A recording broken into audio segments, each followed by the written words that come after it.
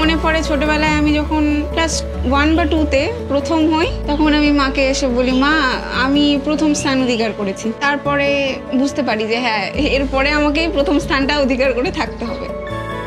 পড়ার কথা ওকে কখনো বলতে হতো না। আমি ওকে বলতাম, রিয়া এখন আর পড়তে হবে না, একটু ঘুমাও। বলছে না, তোমার মতো তুমি ঘুমাও, আমি পড়াশোনা করছি। আর আমার সবসময় টার্গেট থাকতো যে স্কুলে যা পড়াচ্ছে তার থেকে একদিন আগে আমি এগিয়ে থাকবো। আমি খেলার ছলে বাবাকে বলি যে বাবা আমি WBCS দেবো। দাদা যেহেতু পুলিশ অফিসার, দাদা চাইতো ও DSP হবে, আমি ওর সিকিউরিটি হব, এই একটা শখ ছিল দাদার। আর আমি বলতাম না, ডাক্তার হবে, যারা আমাদের মধ্যে বয়স্ক আছে তাদের চিকিৎসাপাতি করবেও। জেঠু তো পুলিশ অফিসার ছিলেন, জেঠু আমায় বলতেন DSP হবে আর আমি সেলুট দেবো তোমায়। জেঠু আমায় খুব ইন্সপায়ার করতেন। ওর দাদু আজকে ওর কুলের থেকে না মানে কোনো সময় রাঙ্গাদি বলতো।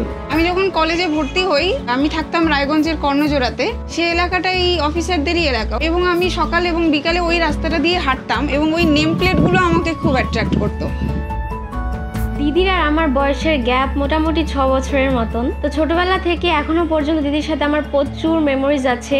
একদম যখন ছোট বয়স আমার, তখন থেকে দিদি আমাকে প্রিন্সেস লাইক ট্রিট করতো। বুনু দুষ্টুমি করলে, বুনুকে পিটাতে গেলে ওই বলতো, মা বুনু দুষ্টুমি করে নাই, আমি করেছি, দাও আমাকে পিটাও। সকালবেলা 8টার দিকে উঠে আমি রাইসের লাইব্রেরিতে গিয়ে বসতাম, এবং রাত্রি 8টায় আমি আসতাম, এবং এটাই আমি ফলো করতাম। শনি রবি কোনো ডে অফ নেই, মাসে একবার বা 2 মাস পরে একবার আমি বাড়িতে আসতাম, 2-1 দিন থাকতাম, সেটাই আমার ডে অফ। ওর পড়াশোনা বই ছাড়া চলতো না। দিদি এত সুন্দরভাবে সবাইকে টেক কেয়ার করে, এত সুন্দরভাবে সবাইকে আগলে রাখে, ভালোবাসা দেয়, যেটা কিনা আমাদের লাইফে খুবই একটা ভ্যালু রাখে। এটা সত্যি কথা।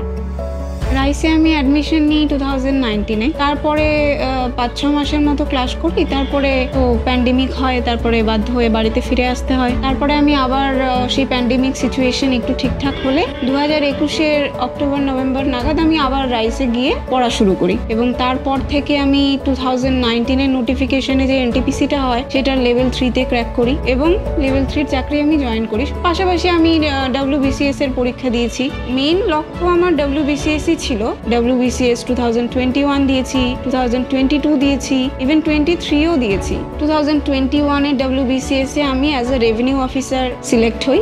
এর মধ্যে আমি NTPC লেভেল 5-এও কল পাই, এবং EPF-4 SSA বলে একটা এক্সাম হয়, সেটাও আমি কল পাই। কিন্তু যেহেতু আমার WBCS-এ মেইন লক্ষ্য ছিল, সেজন্য আমি ওইদিকে আর না দেখে অ্যাজ এ আরও জয়েন করি। চাকরিরত অবস্থাতেই 2 মাসও হয়নি আমি রেজাল্ট পাই। 2022-তে আমি অ্যাজ অ্যান এক্সিকিউটিভ সিলেক্ট হয়েছি।